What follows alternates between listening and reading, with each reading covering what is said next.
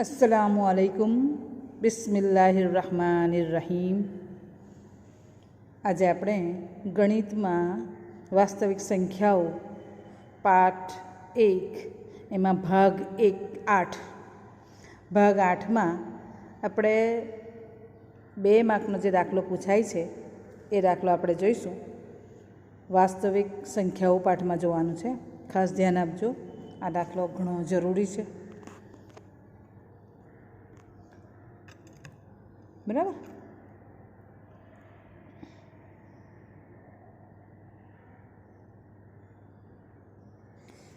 પહેલાં પ્રમેય જોઈશું, પછી દાખલો આવે છે। પ્રમેયનો ઉપયોગ આવે છે, પ્રમેય પૂછાતો નથી।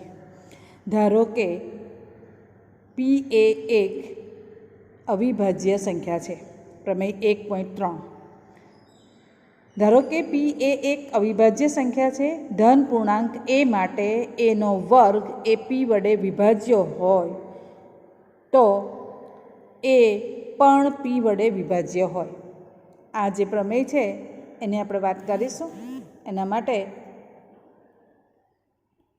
આપણે લઈએ કે ધારો કે પી કેવી સંખ્યા છે, અવિભાજ્ય છે, એ કેવો પૂર્ણાંક છે તો કે ધન પૂર્ણાંક છે, એનો વર્ગ કોના વડે વિભાજ્ય છે તો કે પી વડે વિભાજ્ય છે। આ આપણને આપેલું છે, જેનો આપણે ઉપયોગ કરીશું, બરાબર। તો હવે આપણે સાબિત કરવાનું છે શું, તો કે જો એનો વર્ગ એ પી વડે વિભાજ્ય હોય તો એ પણ પી વડે વિભાજ્ય થાય।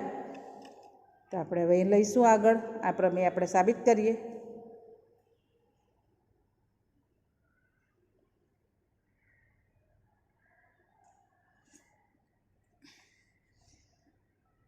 ધારો કે એનું અવિભાજ્ય અવયવમાં અવયવીકરણ નીચે પ્રમાણે છે। એ આપણે આગળ કહ્યું છે કે એ ધન પૂર્ણાંક છે। એના અવયવો કયા છે તે આપણે જાણતા નથી, તો આપણે ધારી લઈએ કે ધારો કે એ બરાબર એના અવયવ કયા છે તો કે P1 P2 dash dash dash Pn, જ્યાં P1 P2 dash dash dash Pn એ કેવી સંખ્યાઓ છે, અવિભાજ્ય સંખ્યાઓ છે। હવે એ જરૂરી નથી કે આ બધા P1 P2 dash dash dash Pn એ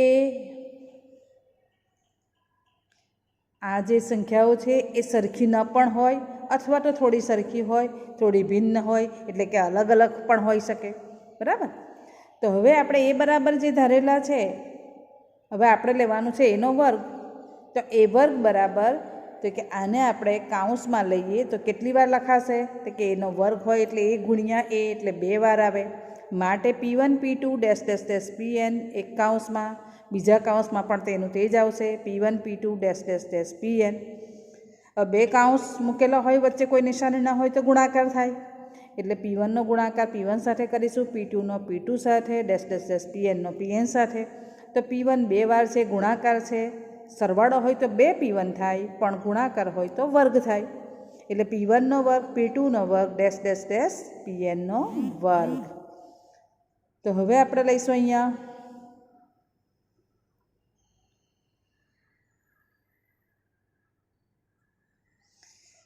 હવે આપણને આપેલ શું છે તો કે એનો વર્ગ કોના વડે વિભાજ્ય છે તો કે એ વર્ગ એ પી વડે વિભાજ્ય છે।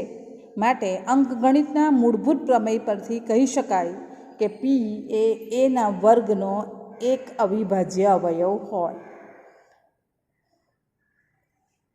પી એ એના વર્ગનો એક અવિભાજ્ય અવયવ હોય, એ કોના પરથી કહી શકાય તો કે અંકગણિતના મૂળભૂત પ્રમેય પરથી કહી શકાય કે કોઈ પણ વિભાજ્ય સંખ્યાને તેના અવયવોના ક્રમને અવગણીને અવિભાજ્ય સંખ્યાઓના ગુણાકારને અનન્ય રીતે લખી શકાય છે। એટલે આપણે કહીશું, તો અહીંયા કહીશું હવે આપણે આગળ, જે આપણે અત્યારે જ કહ્યું તે કે એના વર્ગના અવિભાજ્ય અવયવ તો આપણે અત્યારે જ કહ્યું છે કે P1 P2 dash dash dash Pn, બરાબર ને।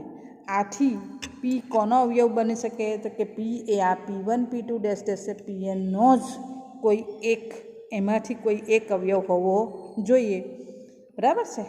માટે હવે એ બરાબર શું છે તો કે P1 P2 dash dash dash Pn, માટે પી એ એનો પણ એક અવયવ બને। તો અહીંયા પૂરું થયું આ પ્રમેય। આપણે કે યાદ રાખવાનું છે કે એના વર્ગનો જે અવયવ હોય તે એનો પણ અવયવ બને જ, બરાબર છે।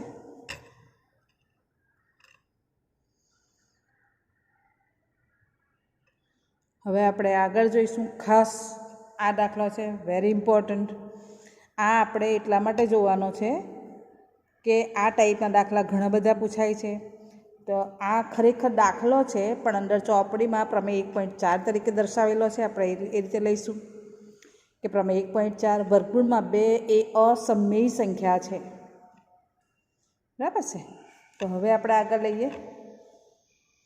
એને આપણે સાબિત કરવાનું છે, અથવા તો એને દાખલો ગણીએ આપણે. કે ધારો કે જ્યારે આપણને આ પ્રમાણેનું પ્રમેય આપેલું હોય ત્યારે આપણે ખાસ લેવાનું કે જે આપેલું છે એનાથી વિરોધી ધારવાનું. કે ધારો કે વર્ગમૂળમાં 2 સમમેય સંખ્યા છે, માટે વર્ગમૂળમાં 2 બરાબર આરના છેદમાં એસ, જ્યાં આર અને એસ પૂર્ણાંકો છે અને એસ બરાબર 0 નથી. બરાબર છે. હવે આપણે આગળ લઈશું કે જો આર અને એસનો સામાન્ય અવયવ પી હોય તો આર બરાબર પી એ અને આર એસ બરાબર પી બી થાય. તો આપણે આરની જગ્યા પર પી એ અને એસની જગ્યા પર પી બી મૂકી દઈશું. અહીંયા મૂકી દીધું. માટે વર્ગમૂળમાં 2 બરાબર પી એ છેદમાં પી બી બરાબર એના છેદમાં બી. કેમ એના છેદમાં બી? કારણ કે પી પી કેન્સલ થઈ જાય. જ્યાં એ અને બી કેવી સંખ્યાઓ છે? તો કે પરસ્પર અવિભાજ્ય સંખ્યાઓ છે. તો ગુસા એ બી બરાબર કેટલો આવે? કે ગુસા એ બી બરાબર 1 આવશે. સમજ પડી? હા, વર્ગમૂળમાં 2 બરાબર શું ધાર્યું છે આપણે? આર છેદમાં એસ. એ સમમેય સંખ્યા છે અને સમમેય સંખ્યાને આપણે કોઈ પણ અપૂર્ણાંક સ્વરૂપે ધારી શકીએ છીએ. માટે આપણે આ કરેલું છે. તો આપણે અહીંયા લઈશું વર્ગમૂળમાં 2 બરાબર એના છેદમાં બી. બીને બાજુ પલટ કરીએ. આપણે તીરની નિશાની કરેલી છે. છેદમાં હોય તો અંશમાં જાય. એટલે બી વર્ગમૂળમાં 2 બરાબર એ. બંને બાજુએ શું લેવાનું છે આપણે? બંને બાજુએ આપણે વર્ગ લેવાનું છે. અહીંયા લખેલું છે આપણે કે બંને બાજુએ વર્ગ લેતા. એટલે બી વર્ગમૂળમાં 2 આખાનો વર્ગ બરાબર એનો વર્ગ. કાઉન્સ છોડીએ. કાઉન્સમાં જેટલી સંખ્યા હોય બધાનો વર્ગ થાય. એટલે 2 બીનો વર્ગ બરાબર એનો વર્ગ. હવે આપણે આખી બાજુ પલટ કરીશું. ડાબી બાજુને જમણી બાજુ, જમણી બાજુને ડાબી બાજુ કરીએ તો એનો વર્ગ બરાબર 2 બીનો વર્ગ થાય. અને પરિણામ નંબર 1 આપીશું. તો અત્યારે જ આપણે કહ્યું છે તે પ્રમાણે તો કે એનો વર્ગ હવેનો અવયવ કયો બન્યો? તો કે 2 બન્યો. આપણે આ બીનો વર્ગ લેવાનો નથી, ફક્ત 2 લઈશું. તો એ વર્ગ એ કોના વડે વિભાજ્ય કહેવાય? તો કે 2 વડે વિભાજ્ય. એ વર્ગ એ 2 વડે વિભાજ્ય છે. માટે એ પણ કોના વડે વિભાજ્ય થશે? 2 વડે. અત્યારે જ આપણે કહેલું કે એ વર્ગ એ પી વડે વિભાજ્ય હોય તો એ પણ પી વડે વિભાજ્ય છે. પ્રમેય 1.3. તો અહીંયા 2 વડે વિભાજ્ય છે, માટે એ 2 વડે વિભાજ્ય થાય. હવે આપણે આગળ લઈશું.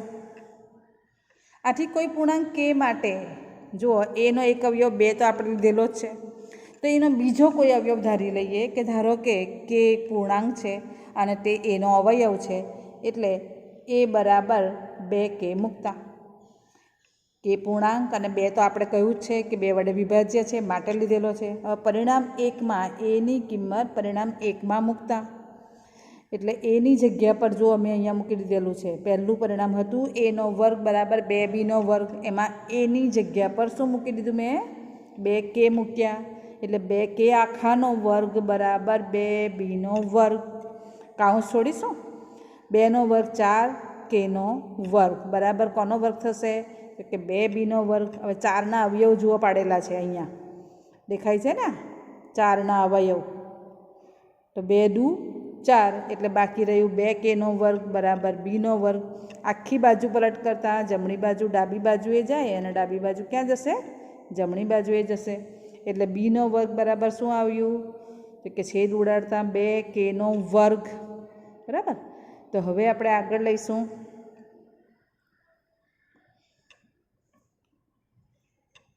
કે બીનો વર્ગ. અત્યારે જ કહ્યું કે 2 કેનો વર્ગ. તો બીનો વર્ગ એ કોના વડે વિભાજ્ય કહેવાશે? તો કે બીનો વર્ગ એ 2 વડે વિભાજ્ય. આ રહ્યું કે બીનો વર્ગ 2 વડે વિભાજ્ય છે. તો આગળ જ કહ્યું પ્રમેય 1.3 પરથી કે બીનો વર્ગ એ બે વડે વિભાજ્ય છે, માટે બી પણ 2 વડે વિભાજ્ય છે. આ રહ્યું. એ અને બીનો સામાન્ય અવયવ કયો આવ્યો? 2 આવ્યો. કેમ? કારણ કે એ પણ 2 વડે વિભાજ્ય છે અને બી પણ 2 વડે વિભાજ્ય છે. તો બંને જે સંખ્યા વડે વિભાજ્ય હોય એને સામાન્ય અવયવ કહીશું. તો આપણી ધારણા તો ખોટી છે કે એ અને બીને એક સિવાય કોઈ જ સામાન્ય અવયવ નથી. માટે વર્ગમૂળમાં 2 એ કેવી સંખ્યા છે? તો કે અસમય સંખ્યા છે. અહીંયા આપણો વિડીયો પૂરો થાય છે. ખાસ ધ્યાન આપજો. વર્ગમૂળમાં 2ની જગ્યા પર આ જ દાખલો તમે વર્ગમૂળમાં 3 કરીને પણ કરી શકો છો. બરાબર ને? તો આપણે અહીંયા એને ફરી પાછું આપણે આગળ જોઈએ કે ભાઈ આપણે આને કેવી રીતે કરી શકાય.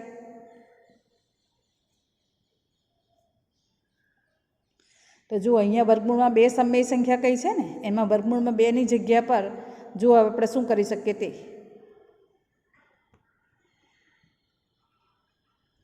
કે વર્ગમૂળમાં 2ની જગ્યા પર વર્ગમૂળમાં 3 લઈએ આપણે, કે વર્ગમૂળમાં 3 સમય સંખ્યા છે.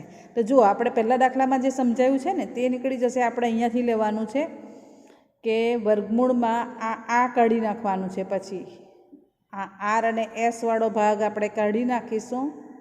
સીધું આપણે આ લઈ લેવાનું કે વર્ગમૂળમાં 2 બરાબર a છેદમાં b. આ પણ કાઢી નાખવાનું. વર્ગમૂળમાં 2 બરાબર શું લઈ લેવાનું આપણે? a છેદમાં b લીધેલું છે. અહીંયા આપણે વર્ગમૂળમાં 2ના જગ્યા પર આપણે વર્ગમૂળમાં 3 લઈશું ને, તો વર્ગમૂળમાં 3 બરાબર a છેદમાં b. a અને bનો પરસ્પર કેવી સંખ્યાઓ છે? અવિભાજ્ય. માટે ગુસા ab બરાબર કેટલા આવશે? તો કે 1 આવશે. સમજ પડી? વર્ગમૂળમાં 2ની જગ્યા પર આપણે શું મૂકવાનું છે? વર્ગમૂળમાં 3. અને વર્ગમૂળમાં 3 લઈશું એટલે સીધા આપણે લઈ લેવાનું કે બરાબર a છેદમાં b. અને જ્યાં a અને b પરસ્પર અવિભાજ્ય સંખ્યાઓ છે અથવા પૂર્ણાંકો છે અને b બરાબર 0 નથી, આ ખાસ લેવાનું. ગુસા ab બરાબર 1. હવે આપણે આગળ લઈશું.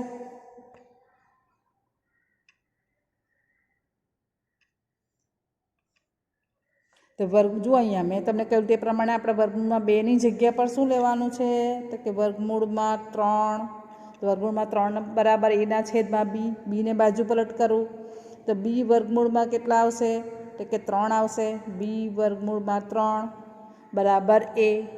વળી પાછો એનો વર્ગ કરીએ એટલે વર્ગમૂળમાં 3 આખાનો વર્ગ. તો b વર્ગમૂળમાં 3 આખાનો વર્ગ બરાબર a નો વર્ગ. હવે જો અહીંયા વર્ગમૂળમાં 3નો વર્ગ 3 થાય એટલે અહીંયા 2ની જગ્યા પર આપણે શું મૂકી દેવાનું?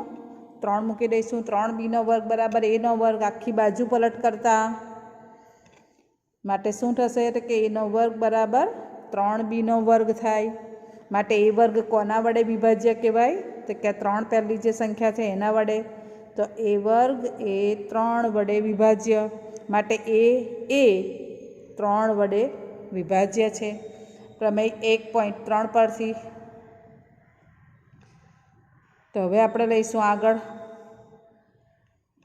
આથી કોઈ પૂર્ણાંક k માટે a બરાબર અહીંયા કેટલા ધારીશું આપણે? તો કે a બરાબર 3k લઈશું આપણે. a બરાબર 3k થાય. એની કિંમત પરિણામ 1માં મૂકવા. જ્યાં 2 દેખાય છે ત્યાં આપણે કેટલા મૂકી દેવાના છે? 3.